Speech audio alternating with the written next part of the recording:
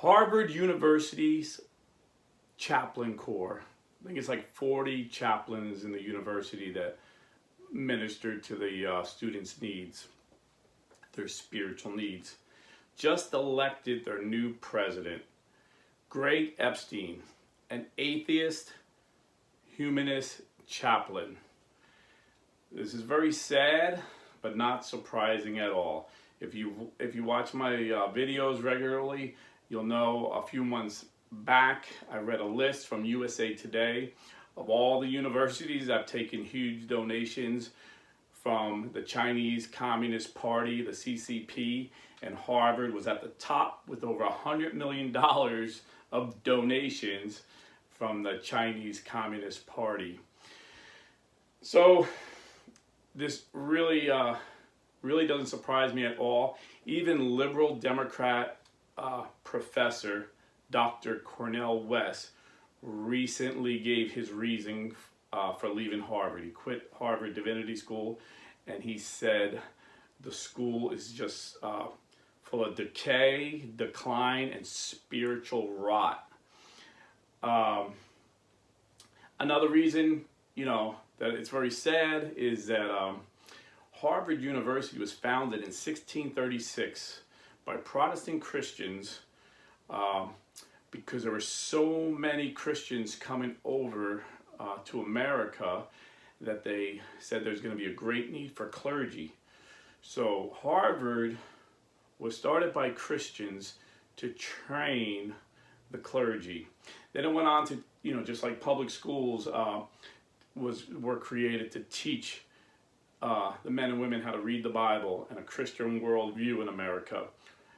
Harvard started allowing students coming in for other career fields. And they always kept the Chaplain Corps.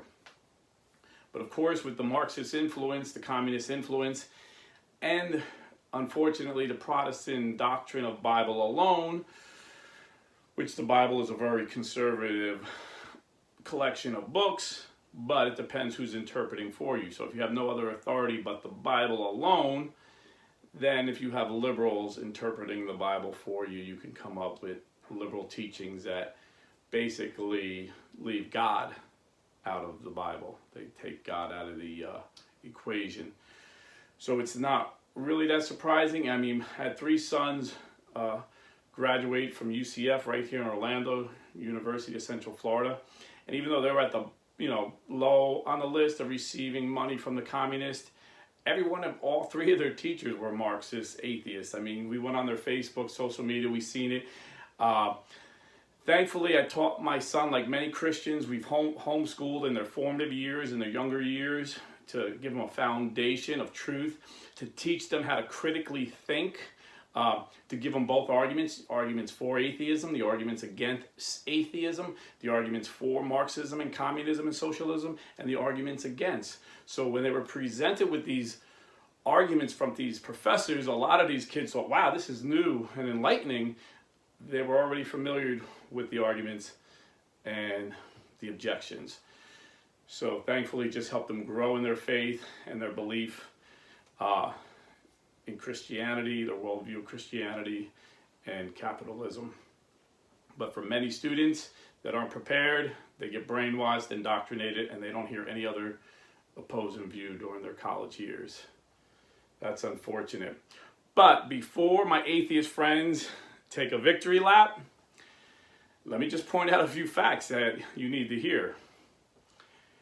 Atheism is on a downward spiral. Yes, just look at all these great atheist utopias that have failed. The Soviet Union, Venezuela's failing, Cuba's failing.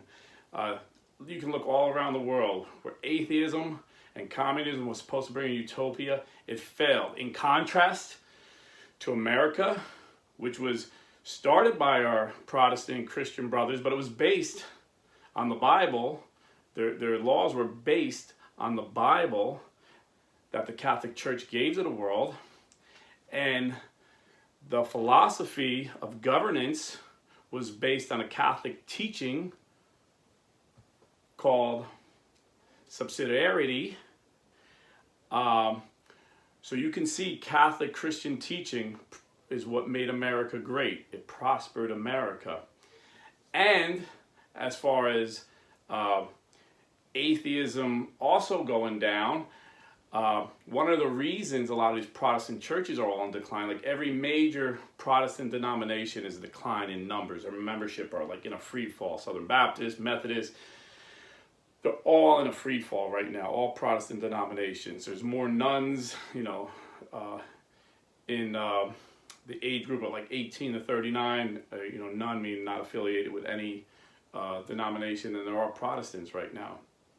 Many evangelicals don't even believe the Bible is infallible. Many of them don't believe that Jesus was sinless. These are all statistics that just keep coming out with research.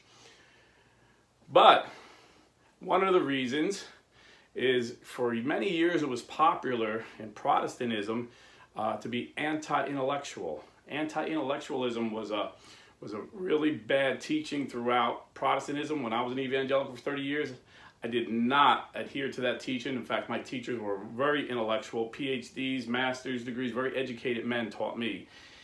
And the books I read, Norman Geisler,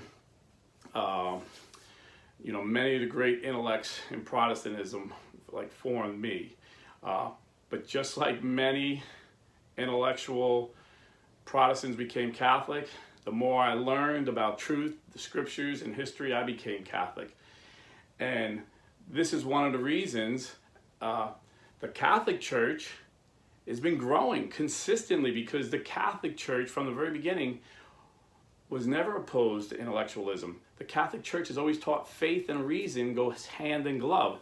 So from the very beginning, from the time of Christ's death until now, the Catholic Church has been on a steady growth. Even from 2010 to 2020, there was 1.1 billion Catholics in 2010.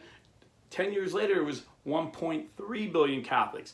So the Catholic Church is steadily growing, where atheists are finding it's just empty. And I'm glad to see that this intellectualism in Protestantism is starting to die off, and you see great Protestants like Dr. William Lane Craig taking on the most intellectual of the atheists.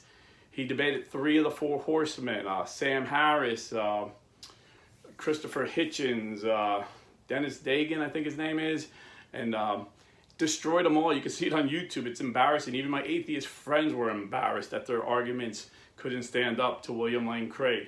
And then the 4th horseman, Richard Dawkins, was supposed to debate William Lane Craig and punked out.